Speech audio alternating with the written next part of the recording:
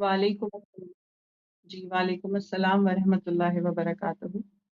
اب میرا سوال یہ ہے آغا صاحب کہ جو مسلمانوں کے بیسک فرقے ہیں دو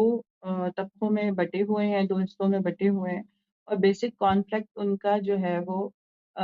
مولا کی ولایت کے اوپر ہے۔ ہوں تو جب پروردگار عالم نے ہر چیز کی گواہی دی ہے قرآن میں، ہر چیز کا ذکر موجود ہے، جناب موسیٰ کے وسیع کا ذکر ہے، تو رب کائنات نے رسول کے وسیع کا ذکر قرآن میں کیوں بیان نہیں کیا کھلے انداز میں؟ جی، تو اس سوال کے جواب مخالفین اکثر بہت کرتے ہیں، ہم ان کو جواب دیتے ہیں بہت طویل سے، تو آپ کی خدمت میں ہم کیا عرض کریں؟ آپ جب خود جانتی ہیں، آپ خود اسپیچ دیتی ہیں تو کہتے ہیں نہ چیڑ ملنگانو ہمیں کیا عرض کریں آپ کی خدمت میں؟ آپ خود پتہ ہے جواب آپ کو اس کے کئی جوابات ہیں، ٹھیک ہے نا؟ تو قرآن مجید میں اہل بیت علیہ الصلاۃ والسلام کی عصمت، ان کا وجوب طاعت واضح انداز میں موجود ہے، اور پھر فریقین کا میں نے جب آپ لوگوں کی خدمت میں یہ باتیں بہت تفصیل سے تو نہیں، جب مخالفین کے ساتھ گفتگو ہوتی ہے تو ان کے لوگوں کے جواب میں بات کی ہے، اور اس میں یعنی ان بہت سارے 10 منٹ ادھر 10 منٹ ادھر میں نے مختلف لوگوں سے جب بات کی تو یہ جملے میں نے بہت بیان کیے ہیں کہ دیکھیں، فریقین کے پاس کوئی حدیث نہیں ہے، کوئی کلام معصوم نہیں ہے، اور کسی صحابہ کا قول نہیں ہے کہ یہ قرآن مجید جو ہے یہ اسی طرح ہے جیسے رسول پاک صلی اللہ علیہ وسلم پہ نازل ہوئی ہے۔ تو قرآن مجید جو ہے اس کا جمع شدہ ہے، یہ دربار کا جمع شدہ قرآن ہے۔ اہل بیت علیہ السلام نے فرمایا اسی قرآن کو پڑھو جب تک ہمارے فرزند کا ظہور ہوتا ہے۔ تو یہ تو روایات میں یہ بات بلا انکار ہے، اور ائمہ طاہرین علیہم الصلوۃ والسلام کی حدیث ہے، لو تلوتم القرآن کما انزل لوجدتمونا بل مسمین باسمائنا، اس طرح کی حدیث ہے امام جعفر صادق علیہ السلام سے کہ قرآن اگر اس طرح پڑھا جائے جیسے اللہ نے نازل فرمایا تو اس میں بہت ساری باتیں آپ پاؤ گے، اور ہمارے اسماء کو بھی پاؤ گے قرآن مجید میں۔ تو بہرحال قرآن کے متعلق گفتگو بہت ہے، یہاں پہ جو حضرات کال کرتے ہیں نا، تو میں اکثر ان کی خدمت میں عرض کرتا ہوں،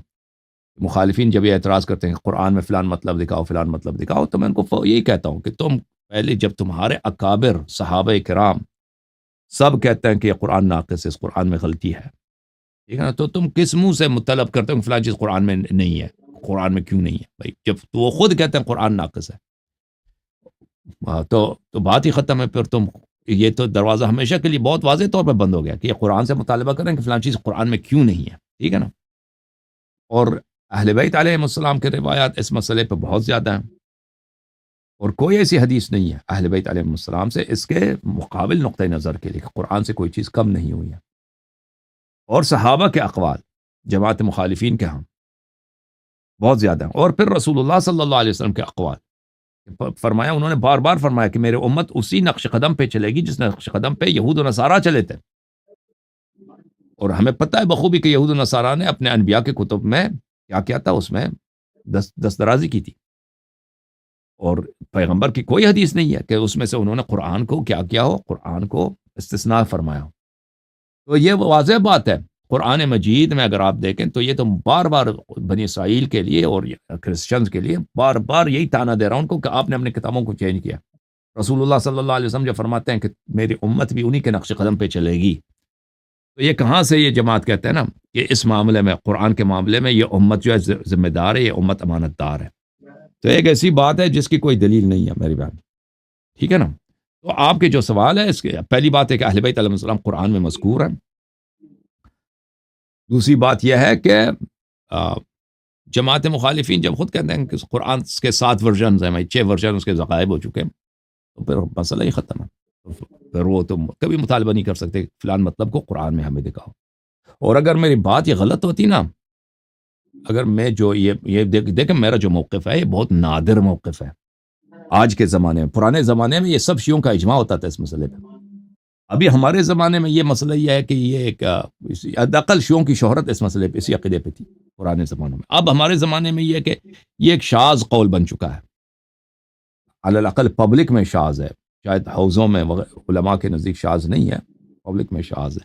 اگر میری بات غلط ہوتی تو مخالفین اور خود شیعہ حضرات یہاں پہ میرے بات کے بتلان پہ وہ انٹرنیٹ فل ہو چکا ہوتا، اور یہ لوگ مجھے چیلنج کر لیتے کہ تم یہ بات کیوں کہتے ہو، غلط کہتے ہو. بہرحال اللہ آپ کو عزت ہے میری بہن. کوئی مزید کوئی حکم ہے؟